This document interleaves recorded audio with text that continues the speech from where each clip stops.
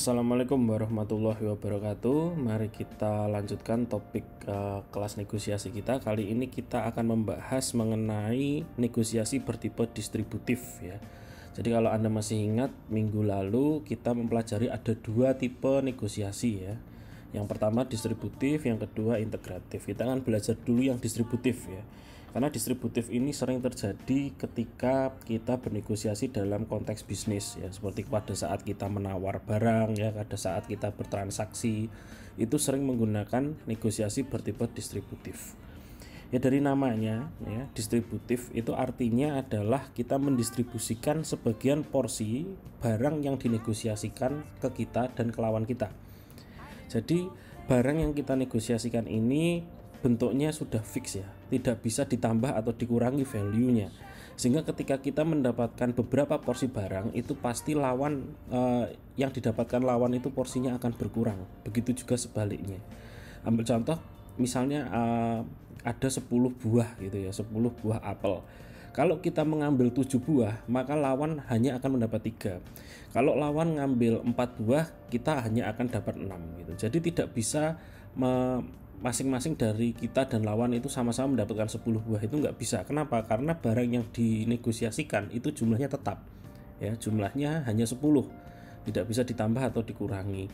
Nah kalau misalnya barang yang dinegosiasikan itu bisa ditambah atau dikurangi, itu nanti kita bisa menggunakan pendekatan kedua, yaitu negosiasi bertipe integratif.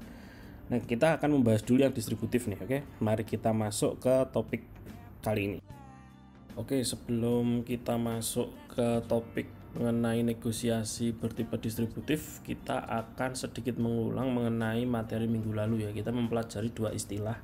Yang pertama adalah concession atau tawar-menawar, dan yang kedua adalah ZOPA ya. Tawar-menawar atau concession ini adalah proses di mana baik satu pihak dan pihak yang lain dalam negosiasi, atau kalau dalam konteks jual beli ya, baik penjual maupun pembeli itu akan saling menyesuaikan harga yang mereka tawarkan sampai masuk ke rentang yang disebut dengan ZOPA atau Zone of Possibility Agreement. Ini adalah rentang di mana kemungkinan besar itu kesepakatan akan terjadi karena baik penjual maupun pembeli itu punya sumber daya untuk menyepakati hal tersebut. Nah di ZOPA ini yang penting itu adalah Anda harus mengetahui yang namanya resistance point atau poin di mana baik pembeli maupun penjual itu sudah tidak bisa melampaui harga di atas atau di bawah resistance point tersebut. Kalau untuk penjual itu berarti harga di bawah resistance point, kalau untuk pembeli berarti harga di atas resistance point.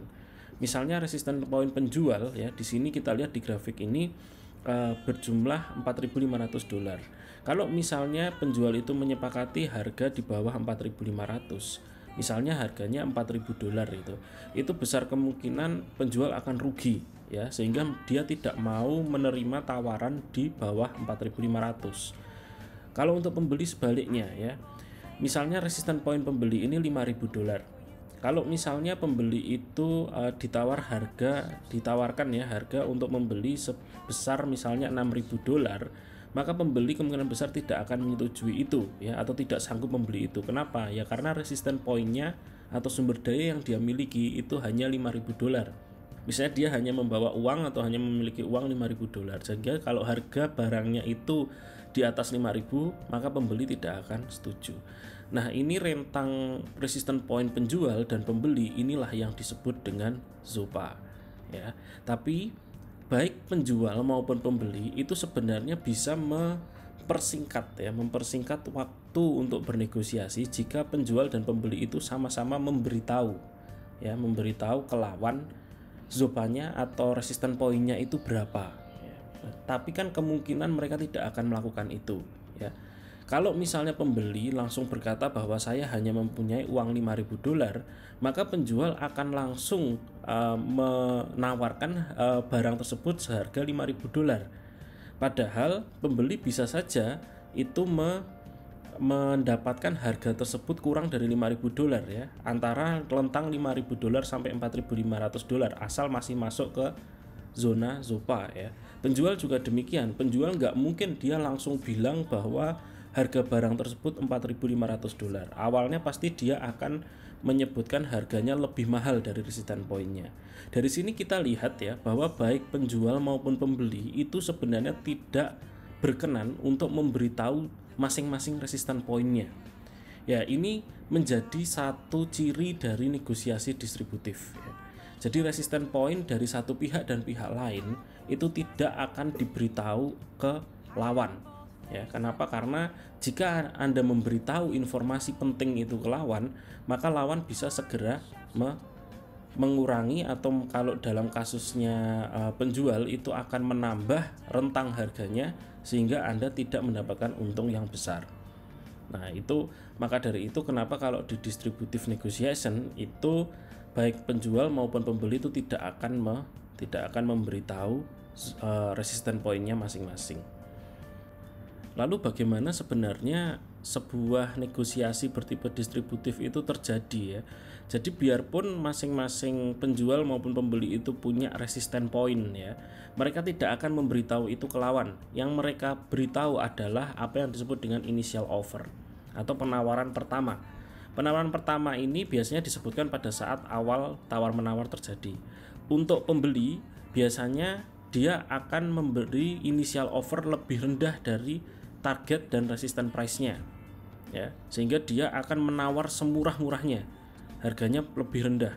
Sedangkan untuk penjual itu kebalikannya, dia akan memberi harga initial offer ya, menawarkan harga itu semahal-mahalnya, lebih mahal dari target dan juga resistance point-nya ya. Nanti ketika masing-masing pihak itu saling memberi harga ya, initial offernya saling-saling dikemukakan, nanti akan terjadi concession atau penyesuaian jumlah harga yang ditawarkan ya. Untuk pembeli harganya sedikit naik ya, secara bertahap akan naik. Untuk penjual secara bertahap akan turun ya. Itulah proses tawar-menawar sehingga nanti pada akhirnya akan masuk ke zona ZOPA atau zona di mana baik penjual maupun pembeli itu akan sepakat. Nah, kita telah mengetahui bahwa dalam negosiasi bertipe distributif itu kedua belah pihak harus mencapai titik yang disebut dengan ZOPA agar bisa mencapai kesepakatan. Nah, pertanyaannya sekarang, apakah ZOPA itu bisa aja nggak terjadi dalam sebuah negosiasi tawar-menawar? Ya bisa aja ya. Itu bisa terjadi jika kondisinya adalah resistance point dari pembeli itu lebih sedikit dari resistance point penjual. Itu maka tidak ada zona yang disebut dengan ZOPA. Maksudnya gimana? Coba kita balik ke ini ya, ke grafik ini ya. Ketika resistance point pembeli itu lebih sedikit daripada resistance point penjual, berarti resistance point pembeli ini ada di sebelah kiri resistance point penjual ya. Misalnya ini resistance point penjual misalnya 17 ya, lalu resistance point pembelinya 15. Artinya penjual nggak mau menjual barang jika kurang dari $17, sedangkan pembeli itu nggak mau membeli barang jika lebih dari $15. Maka ini tidak ada kesepakatan gitu, tidak terjadi yang disebut dengan ZOPA. Nah, dengan kondisi seperti ini negosiasi bisa dikatakan impas atau menemui jalan buntu sehingga tidak ada kesepakatan yang terjadi ya, tidak ada transaksi. Apakah hal ini bisa dicari alternatif lain atau bisakah tetap terjadi transaksi? Ya bisa aja, tapi kita tidak menggunakan alternatif yang dinegosiasikan ya, tidak menggunakan harga, tidak menggunakan uang untuk tawar-menawar, tapi menggunakan alternatif lain yang disebut juga dengan BATNA. BATNA ini pernah kita bahas di pertemuan sebelumnya ya. Ini adalah alternatif lain yang sebenarnya di luar hal yang dinegosiasikan, cuma bisa dipakai untuk menyerang lawan ya. Tujuannya untuk menurunkan resistance point lawan. Jadi misalnya dalam kondisi penjual dan pembeli itu sama-sama tidak ketemu ZOPA ya, atau tidak ketemu kesepakatan karena resistance point-nya tidak ketemu ya. Ini yang bisa dilakukan adalah antara penjual itu mau menurunkan resistance point-nya alias menurunkan harganya jadi lebih murah, atau sebaliknya pembeli ini menaikkan resistance point-nya ya, sehingga nanti bisa ketemu kesepakatan. Nah, ini bisa dilakukan ketika penjual atau pembeli itu mempunyai BATNA ya, BATNA yang digunakan untuk menyerang lawan. BATNA itu bagaimana? BATNA ini adalah hal-hal atau alternatif yang sebenarnya tidak dipakai untuk bernegosiasi, cuma bisa dipakai sebagai alternatif tambahan untuk menyerang lawan ya. Jadi alternatif misalnya kalau penjual, jika dia itu barangnya laris ya, dagangannya laris, maka dia bisa saja berkata ke pembeli, Anda tidak perlu membeli di tempat saya, nggak apa-apa, karena saya punya banyak konsumen lain. Nah ini batna ini. Jadi konsumen lain tuh bukan hal yang dinegosiasikan, cuma digunakan oleh penjual untuk menyerang pembeli. Ya, dia merasa bahwa pembeli ini tidak begitu penting, powernya lemah dalam negosiasi, sehingga kalau nggak mau beli di tempat saya ya nggak masalah gitu. Pembeli juga sebaliknya. Kalau misalnya suatu pembeli itu punya banyak alternatif, misalnya dia mau beli barang itu banyak toko lain yang menjual barang yang sama, dia bisa aja berkata ke penjual bahwa saya tidak membeli di tempat Anda nggak masalah karena di toko lain juga banyak gitu. Itu juga barnanya pembeli karena dia punya alternatif toko-toko lain yang bisa dipakai. Nah, barna ini biasanya dipakai ketika sudah impas ya, alias tidak ketemu zopa, tidak ketemu titik kesepakatan. Ya, sehingga barna ini kalau misalnya belum terjadi impas atau ketidaksepakatan itu jarang diungkapkan ya, baru diungkapkan sebagai senjata tambahan ketika kita bernegosiasi. Barna ini juga sifatnya adalah dia memperbesar power dari pihak-pihak yang bernegosiasi. Jadi pihak yang mempunyai barna yang tinggi atau banyak barna yang besar ya, punya banyak alternatif, itu powernya umumnya lebih tinggi daripada pihak yang barnanya kecil. Contohnya misalnya kalau penjual itu memang dagangannya laris, dia punya banyak konsumen, maka ketika pembeli itu tidak menemukan kesepakatan dengan penjual tersebut, dia bisa merelakan saja gitu, karena dia punya banyak pembeli yang lain, dagangannya sudah laris. Tapi sebaliknya kalau penjual itu tidak begitu laku, mungkin pembelinya hanya 1-2 orang, maka dia tidak punya banyak alternatif ketika tidak terjadi kesepakatan, sehingga barnanya lemah, sehingga dia akan lebih bergantung kepada pembeli tersebut ya, daripada menyerang menggunakan barna. Jadi semakin tinggi, intinya adalah semakin tinggi barna yang dimiliki oleh pihak-pihak yang bernegosiasi, semakin banyak alternatif yang bisa dipakai untuk menyerang lawan, itu maka power dari pihak tersebut menjadi lebih tinggi dari lawannya ya. Maka dari itu barna ini di negosiasi bertipe distributif itu berguna ya, sangat berguna ya, ketika Anda mempunyai dalam kondisi ya, ketika Anda dalam kondisi sedang bernegosiasi, itu ada baiknya Anda membuat alternatif-alternatif ya. Anda membuat beberapa rencana-rencana cadangan ya, membuat beberapa barna yang mungkin bisa Anda gunakan ketika lawan tidak mau menurunkan resisten poin mereka.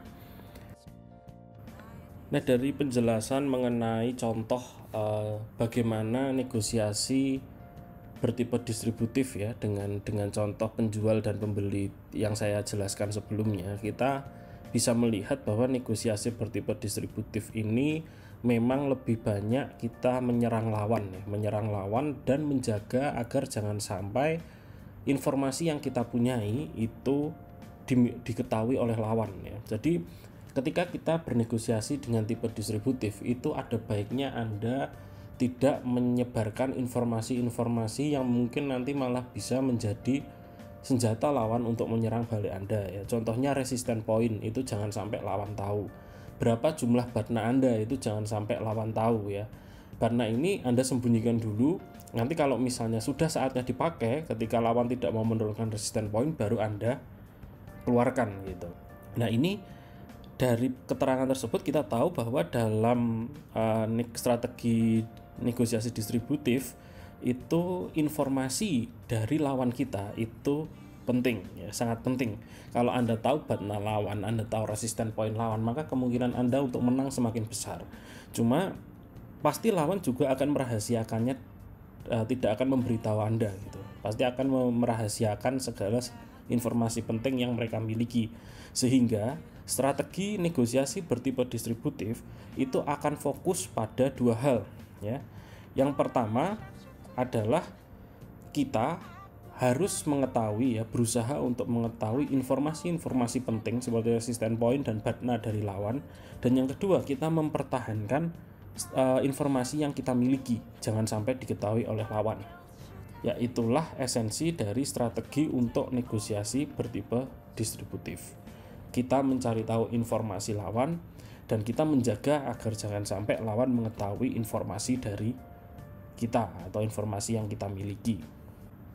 Untuk mencapai strategi-strategi tersebut ada beberapa taktik ya untuk mendapatkan informasi dari lawan dan juga menjaga agar informasi dari kita itu tidak bocor ke lawan gitu. Di buku itu dijelaskan ada 4 taktik ya yang akan kita bahas. Yang pertama adalah kita akan berusaha mencari informasi mengenai interest sebenarnya ya, kepentingan sebenarnya dari lawan, apa yang sebenarnya lawan inginkan. Yang kedua, kita juga bisa mengelola impresi dari lawan. Yang ketiga, kita bisa memodifikasi persepsi lawan. Yang terakhir adalah kita bisa memanipulasi biaya dan waktu. Ya, ini memanipulasi deadline dari negosiasi. Ya, karena negosiasi itu ketika kita manipulasi semakin mepet waktunya, itu akan membuat lawan berusaha untuk segera mengakhiri negosiasi dan mencapai kesepakatan. Ya, jadi ada kalanya kita memperpendek waktu negosiasi supaya lawan bisa segera menyepakati apa keinginan kita. Oke, kita akan membahas keempat taktik ini satu persatu ya.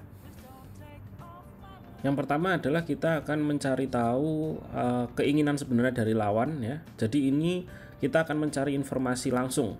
Biasanya informasi yang dibutuhkan adalah resistance point ya, lalu juga isu yang diangkat, isu atau interest yang ingin dimiliki oleh lawan, dan juga kadang ada yang namanya cost of termination ya, berapa biaya yang harus ditanggung oleh lawan ketika tidak terjadi kesepakatan gitu. Kalau misalnya biaya yang ditanggung oleh lawan itu besar, itu artinya mereka akan berusaha untuk mencapai kesepakatan ya. Kalau Anda tahu informasi tersebut, Anda bisa gunakan itu untuk menyerang lawan ya, karena bagi mereka mencapai kesepakatan itu penting. Kalau sampai tidak terjadi kesepakatan, biaya yang akan mereka tanggung sangat besar. Nah, ini informasi penting gitu. Mungkin kalau Anda bertemu, misalnya Anda seorang penjual dan bertemu dengan seorang pembeli, yang pembeli itu memang sangat-sangat butuh barang tersebut, maka Anda bisa segera menaikkan harganya ya.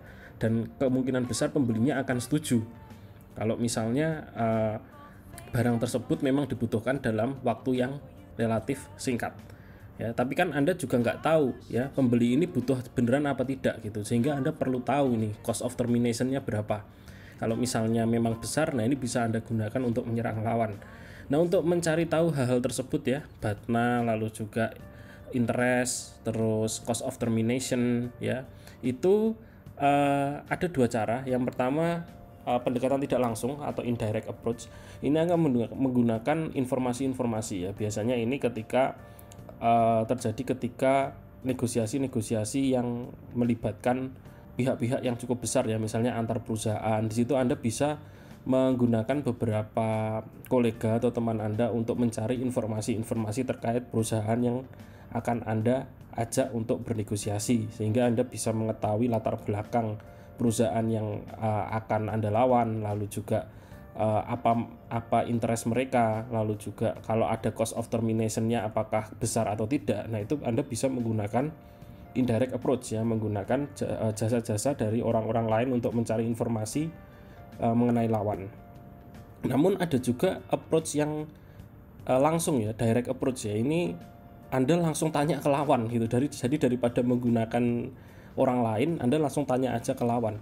Cuma ini tentu saja jarang terjadi ya, dan jarang juga berhasil, kecuali memang lawan itu tidak punya power sama sekali ya, misalnya cost of termination-nya sangat tinggi atau dia tidak punya banyak BATNA, maka Anda bisa langsung melakukan direct approach ya, langsung aja tanya ke lawan, mau kamu tuh sebenarnya apa gitu, itu langsung bisa Anda lakukan itu gitu. Cuma yang pertama ini jarang terjadi karena untuk negosiasi bertipe distributif seperti yang saya katakan tadi, informasi itu pasti akan dirahasiakan oleh lawan, dan kalau mereka mengungkapkan ke lawan itu belum tentu jujur juga, bisa aja bohong, sehingga direct approach ini juga bisa berbahaya juga ya. Cuma kalau Anda yakin bahwa kondisinya Anda mempunyai power yang sangat tinggi dibanding dengan lawan, maka tidak ada salahnya menggunakan direct approach.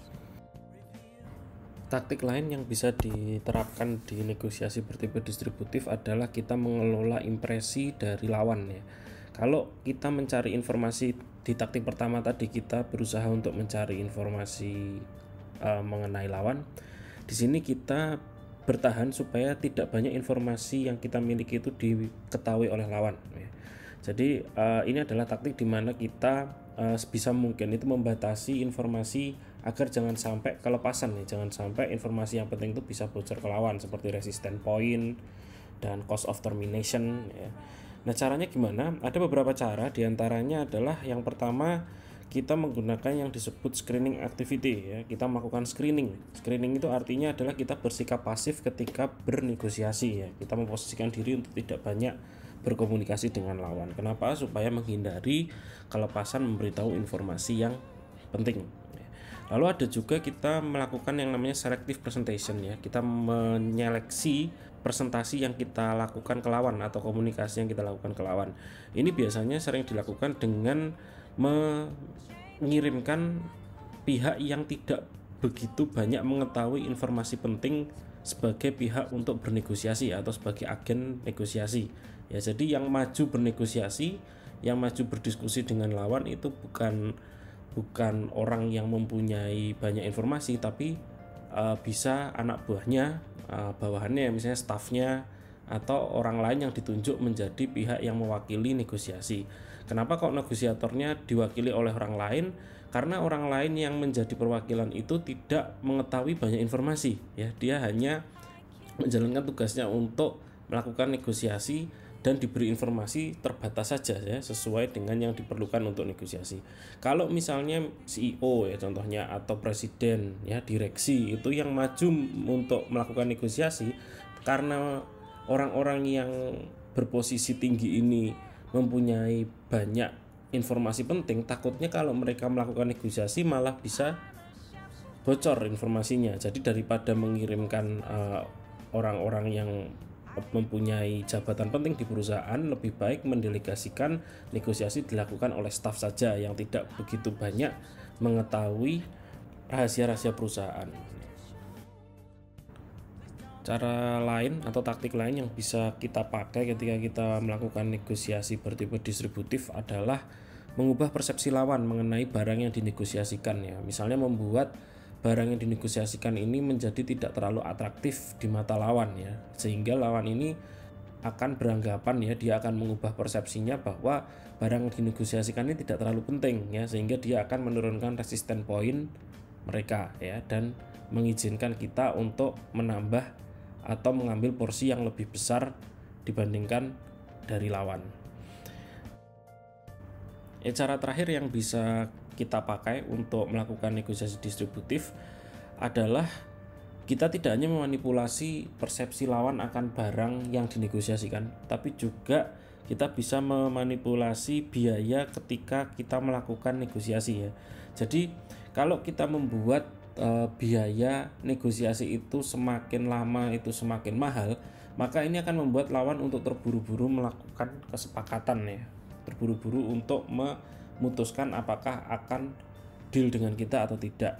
Jadi kita juga bisa, kalau punya power yang besar, itu kita bisa membuat lawan ini dipersingkat deadline-nya ya. Kalau misalnya deadline-nya terlalu lama atau sudah lewat dari deadline, maka biayanya akan bertambah. Nah, ini akan membuat lawan untuk memilih atau memutuskan secara terburu-buru sehingga bisa menguntungkan kita ya. Misalnya kalau sebuah negosiasi yang awalnya berjalan 1 bulan itu tidak mencapai kesepakatan, kalau Anda punya power yang lebih besar, Anda bisa berkata ke lawan bahwa jika misalnya negosiasi ini berjalan lebih dari 1 bulan, maka harga barang akan naik gitu. Nah, ini akan membuat lawan untuk daripada harganya naik, dia akan segera mengambil keputusan, dan biasanya keputusannya karena diambil secara terburu-buru maka akan menguntungkan Anda gitu. Nah, itu beberapa contoh taktik yang bisa digunakan untuk bernegosiasi secara distributif ya. Ini akan masih kita lanjutkan di pertemuan selanjutnya, tapi pertemuan selanjutnya kita akan membahas taktik-taktik dan strategi untuk negosiasi bertipe integratif. Untuk sementara sampai sini dulu. Terima kasih atas perhatiannya. Wassalamualaikum warahmatullahi wabarakatuh.